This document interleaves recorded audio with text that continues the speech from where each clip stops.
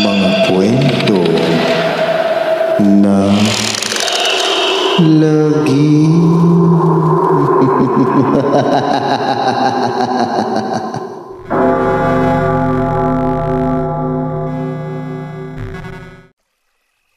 Kamusta mga giliw naming tagapakinig? Mapagpalang araw po sa inyong lahat.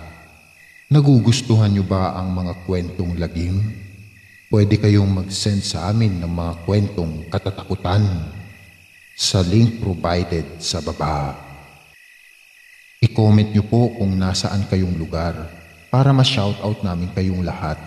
At sa mga gustong magpa-shoutout, i-comment niyo na lang po kung nasaan kayo at kung ano ang pangalan po ninyo. Maraming salamat mga giliw naming tagapakinig. Ang mga taga-probinsya ay sanay ng marinig ang tunog na ninilikha ng mga kuliglig ng hangin ng paggaspas ng mga dahong tinatangay nito. Ang mga tunog na iyon ay bahagi na ng bawat gabi nila, ngunit ang tunog na batid nilang mula sa isang aswang na kung tawagin ay tiktik.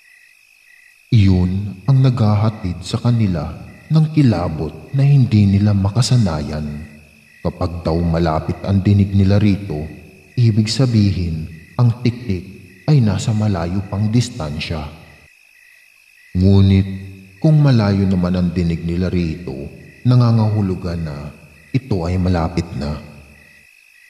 Nung gabing iyon, nakakangilabot ang sigaw na pumapailan lang sa katahimikan ng gabi.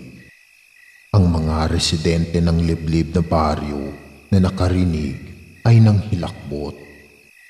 Nagtakip ng tenga, ngunit wala isa man ang nagkaroon ng lakas ng loob na alamin ang senaryo sa likod ng makapanhinindik balahibong sigaw na iyon. Kinabukasan, kasabay ng bukang liwayway ay bumungad sa kanila ang balitang isang buntis ang nawalan ng sanggol dahil sa tiktik na umatake kagabi.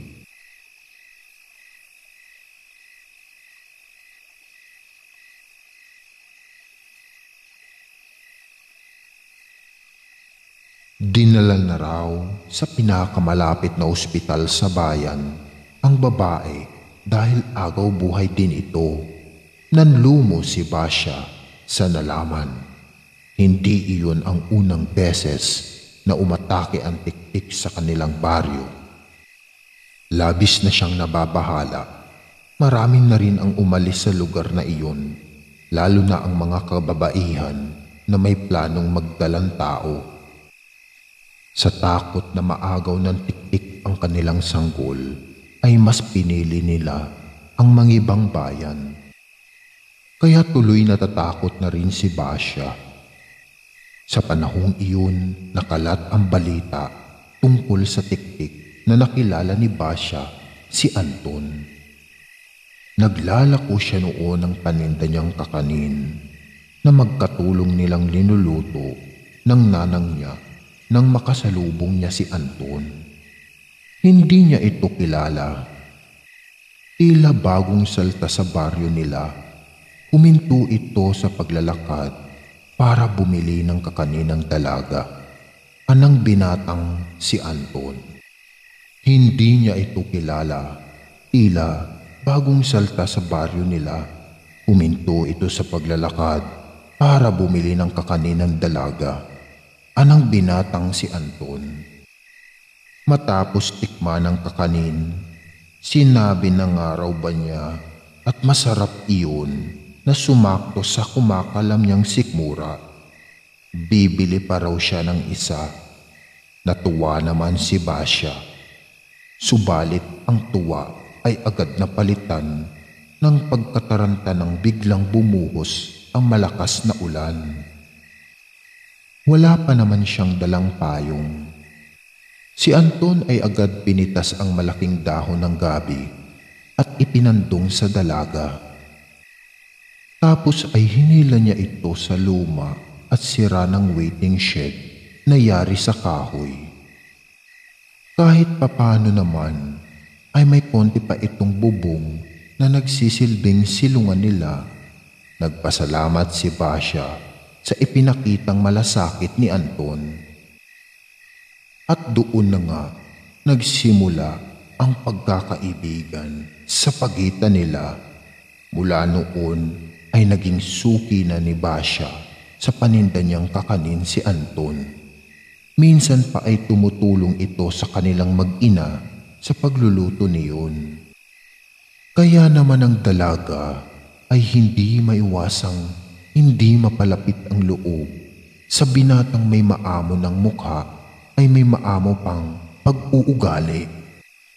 Hanggang sa dumating na nga sila sa punto na nagkakahulugan na ng loob at nagkaroon din ng lakas ng loob si Anton na sabihin kay Basya ang nilalaman ng puso niya.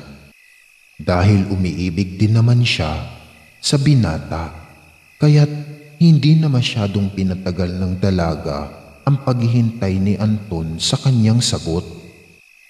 Tulad ng matamis nilang kakanin, ay ibinigay niya rito ang matamis niyang oo. Ang pag-iibigan ni na Anton at Basya ay naging huwaran ng mga kadalagahan at kabinataan sa baryo. Lahat halos sa kanilang lugar ay nagnanais na magkaroon ng pag-ibig na tulad ng sa kanila. Kasabay niyon ay may patuloy na pag-atake ng tiktik tuwing gabi. Masyado lang itong madulas na kahit ang mga nagruronda ay nahihirapang mahuli ang mapamerwisyong aswang na iyon.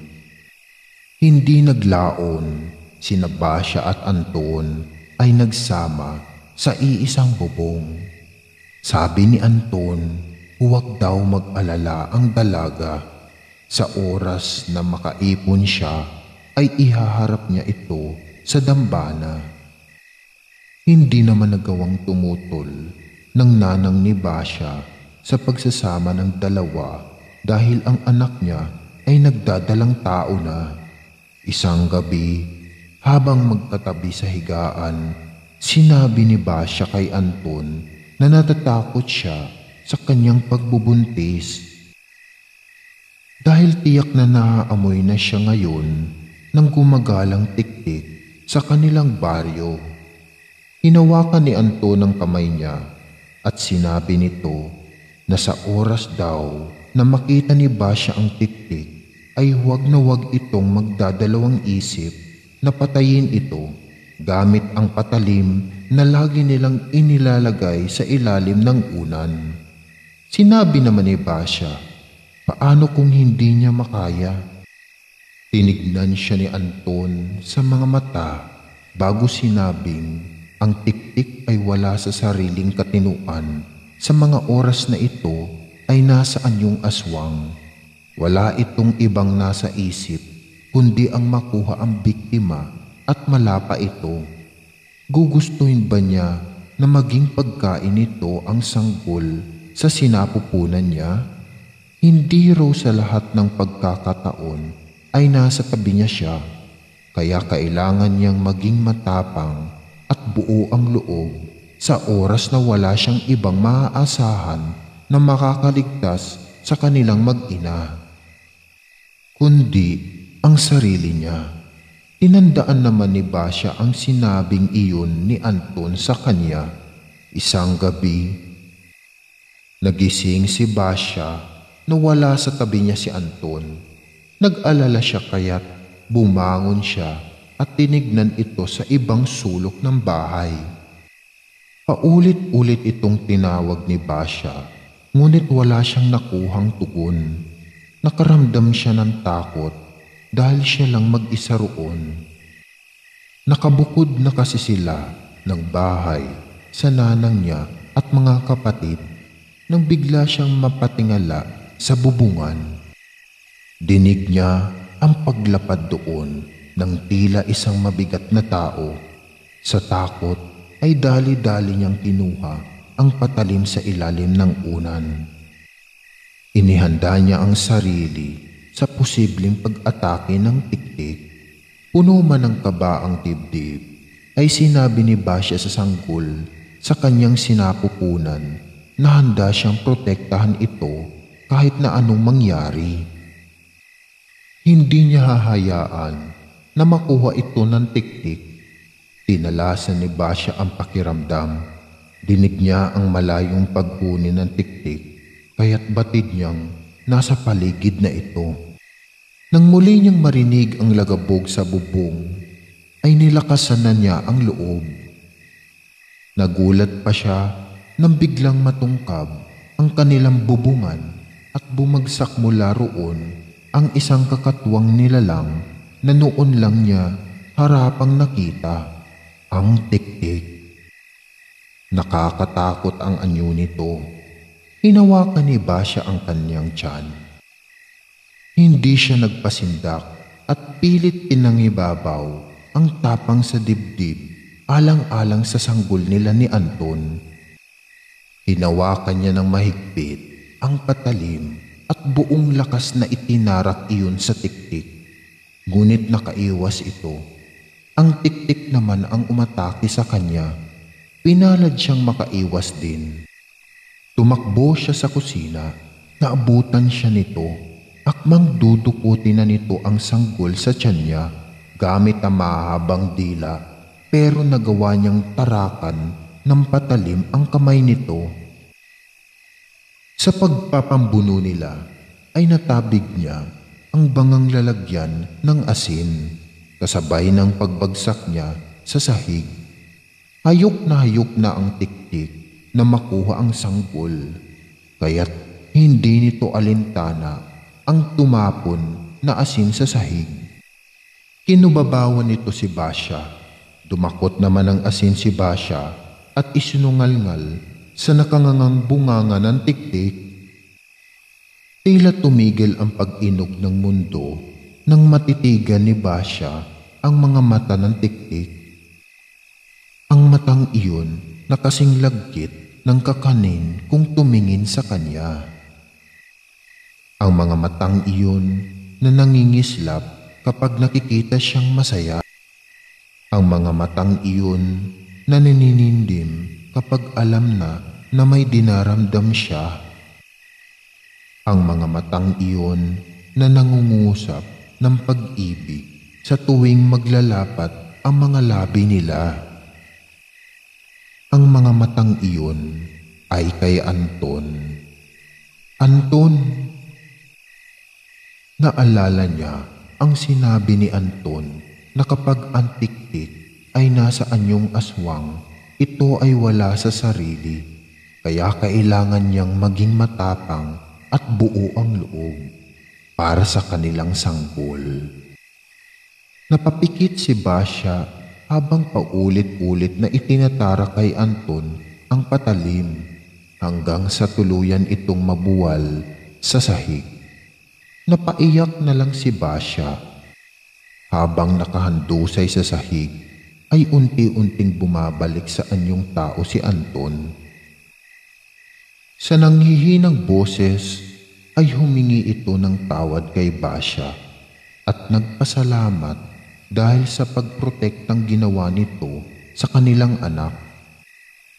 Sana raw ay maalala siya ni Basya bilang si Anton na nagmahal sa kanya ng lubos at hindi bilang isang tiktik na sumpang taglay ng kanilang pamilya. Isang mahigpit na yakap at pagluha ang naging tugon ni Basya. Hindi niya binitawan ang kamay nito hanggang sa tuluyan nitong ipinikit ang mga mata. Binigyan ni Basya ng maayos na libing si Anton. Ang sabi niya sa kanyang pamilya at kanilang mga kabaryo, namatay si Anton dahil sa pagtatanggol nito sa kanilang mag-ina mula sa umataking tiktik. Mas mabuting siya na lamang ang makaalam ng tunay na pangyayari.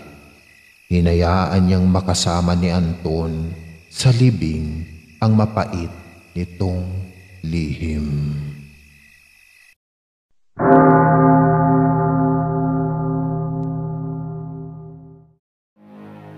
Maraming salamat mga giliw naming tagapakinig. Huwag po nating kalimutan mag-subscribe at mag-like ng ating channel para sa mga kwento ng lagi.